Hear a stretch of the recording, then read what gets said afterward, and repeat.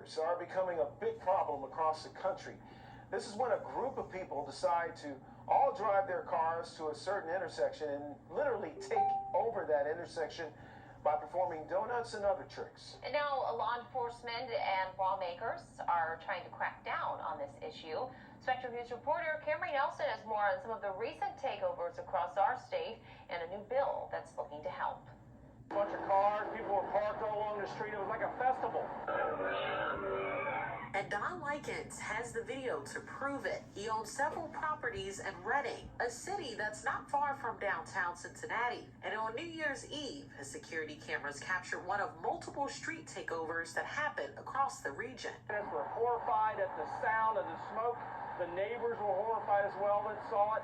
And it was a bad thing. Law enforcement showed up nearly 2 minutes into the takeover, but the criminals drove away before anyone was arrested. Reading has a no pursuit policy, so they didn't pursue them, unfortunately. Likens is currently working with the Reading Police Department to help capture the criminals, but it's not just happening in Cincinnati. The street takeover that took place at this intersection is a part of a growing trend that law enforcement across the nation are looking to tackle this year.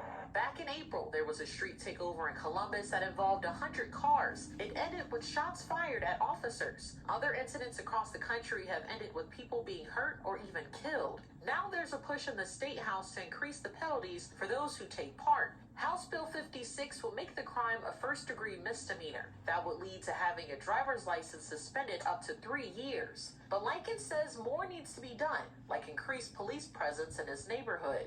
This is the south end of Reading.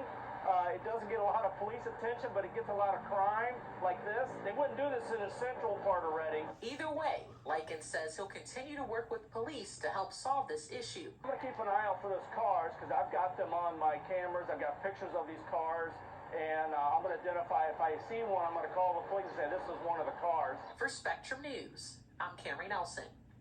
Well, cities across the country are trying to cut down on crime among children. Recent data from the U.S. Department of Justice